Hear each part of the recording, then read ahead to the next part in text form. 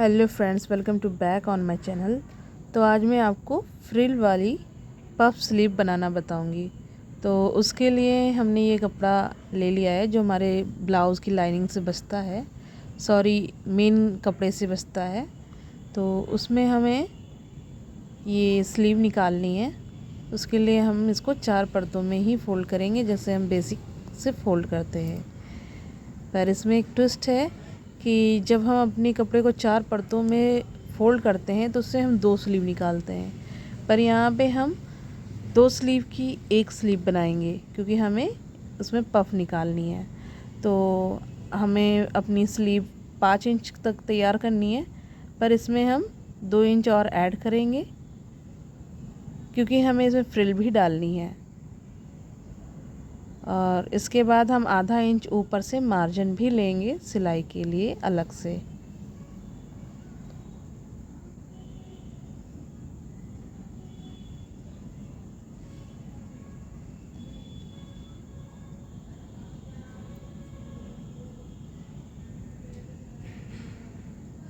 अब हमने अपने स्लीव की गहराई का निशान मार्क कर लिया है। मार्क करने के बाद हमें ये ध्यान देना है कि हमें ऊपर के 2 परतों को हटा करके नीचे गहराई का मार्क लगाना है।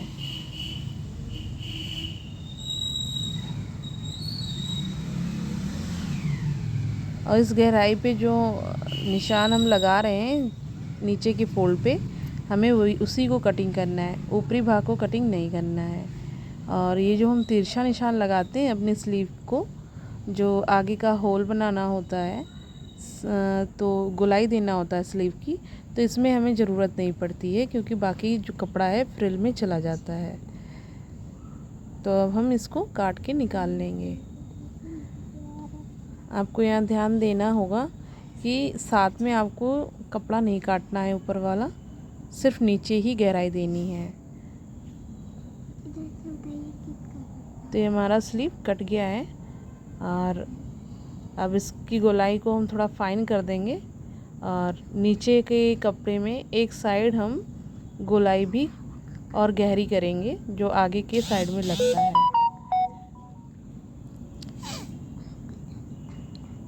तो इस तरीके से मार्क करने के बाद इसको हम कट कर लेंगे। पर अक्सर मैं ब्लाउज़ में लगाते वक्त ही कट करती हूँ। मुझसे मोस्टली ये हो जाता है कि मैं भूल जाती हूँ लगाते वक्त, तो गहराई किस साइड मैंने काटी आगे पीछे हो जाती है। तो मैं जब लगाती हूँ तभी मैं काटती हूँ। तो अब ध्यान दीजिए कि अब इसकी फ्रिल हम कैसे बनाएंगे। तो मैंने इसका जो किनारा था, जो हमारी आस्तीन की गोलाई होती है, उस साइड हमने इसको पीको कर लिया है। आप ध्यान दे सकते हैं कि मैंने इसमें पीको कर लिया है। अब इसमें मैं आपको एक और ट्रिक बताऊंगी कि इसमें हमें फ्रिल कैसे डालनी है। तो पहले हमने एक्स्ट्रा इसमें 2 इंच रखे थे फ्रिल के लिए, पर मैं 1.5 इंच पे ही मार्क करूँगी। और ये निशान इसलिए ज़रूरी है लगाना ताकि आपकी जो फ्रिल है आगे पीछे ना हो। ऐसे मार्क करने से थोड़ी सी सुविधा भी हो जाती है कि जो सिलाई हम लगाते हैं ऊपर नीचे भागती नहीं है। और एक ट्रिक इसमें फ्रिल लगाने की है, जब आप मशीन में इसको फ्रिल बनाते हैं तो बहुत सारी प्रॉब्लम्स आती हैं, बार बार चुन्नर देना होता है।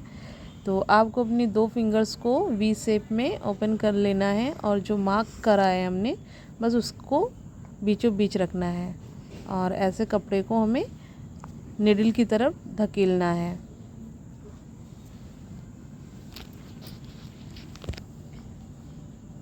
इस प्रोसेस से फ्रिल बहुत अच्छे से बन जाती है। बस थोड़ा सा सावधानी बरतनी है, आपको निडल के आसपास अपनी उंगलियों को बचाते हुए ये काम करना है। प्रैक्टिस होने पे प्रॉब्लम्स नहीं आती हैं, पर जो बिगिनर्स हैं उन्हें बहुत ध्यान देना पड़ेगा कि उन्हें कोई चोट ना लगे।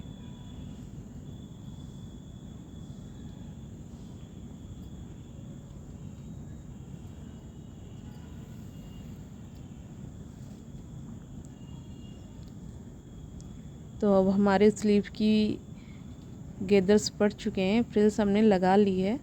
और आप देख सकते हैं कि इसमें हमने कितनी आसानी से इसमें फ्रिल बनाई है। तो ये हमारा 1.5 इंच पर फ्रिल सिल गया है। पर इसको हम लोग सेट करने के लिए जो 2 इंच पे हमने मार्क लगाया था, 2 इंच का हमने एक्स्ट्रा लिया था कपड़ा, अब उस पर हम आधा इंच और ले लेंगे, क्योंकि 1.5 इंच हम ले चुके हैं ऑलरेडी। अब आधे इंच पे हम और ले करके एक सिलाई की मार्क और लगा देंगे, जिससे कि ये फ्रिल जो है हमारी एकदम बैठ जाए।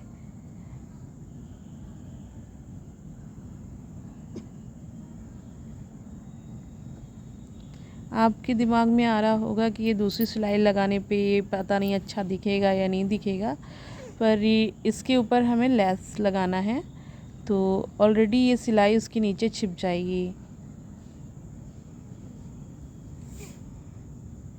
तो अब हमारे आस्तीन की गोलाई पर फ्रिल तैयार है। बस इस पे हमें लेस लगा देनी है, और लेस हमारा इसका कंट्रास्ट है।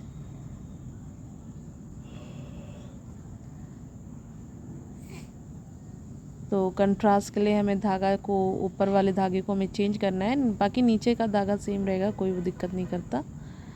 और अगर आपके लेस में कोई सेम कलर का डिज़ाइन है तो आपको ऊपर का भी धागा चेंज करने की ज़रूरत नहीं है।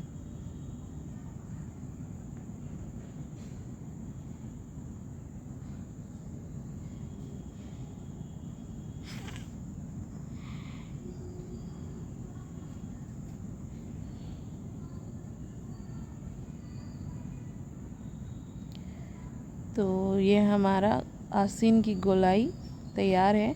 अब जिस साइड से हमें ब्लाउज़ में आस्तीन को लगाना होगा, उस साइड भी हमें प्लेट्स को डालना है।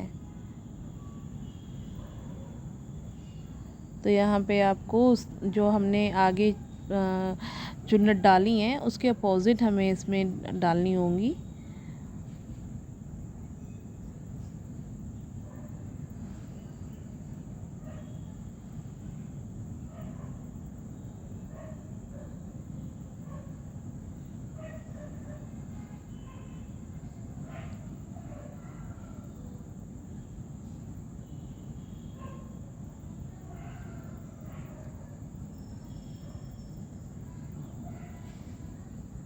इसी तरीके से हम सारी अपनी प्लेट्स बना लेंगे, चुन्नट डाल लेंगे।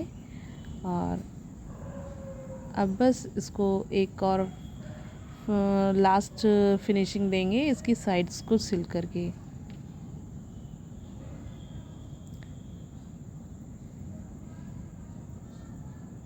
इसकी साइड्स को हम अपनी फिटिंग के अनुसार मार्क कर लेंगे।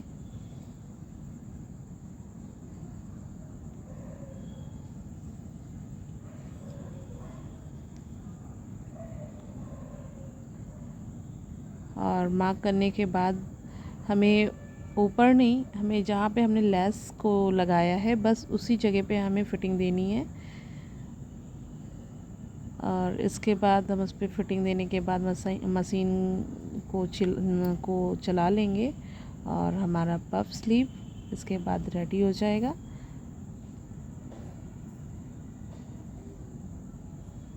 आप इस प्रकार की पफ स्लीव्स को बना करके सूट्स में, ब्लाउज़ में आप आसानी से लगा सकते हैं। शर्ट्स में भी जो गर्ल्स के लिए होती है, लेडीज़ के लिए शर्ट्स बनते हैं, उसमें भी पफ स्लीव्स बनाई जाती हैं।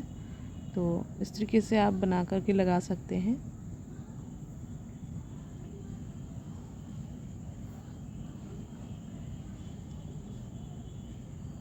तो हमारी स्लीव तैयार है, और इसे अब हम ब्लाउज़ में लगा लेंगे।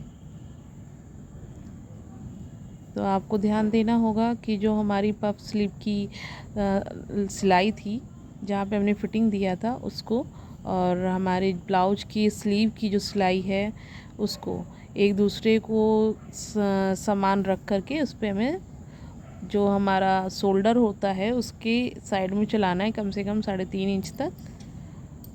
ऊपर से हमें 3 इंच लगभग छोड़ देना है। ऐसे हमें दूसरे साइड में भी लगाना है, और बीच में हमें छोड़ देना है। बीच में हमें ध्यान देना होगा, जो हमारी स्लीव्स अगर एक्स्ट्रा बचती है तो उसकी चुन्नट्स को और इसमें एडजस्ट कर देंगे, जिससे और भी बीच में ही काफ़ी खूबसूरती लेकर के ये बन जाता है।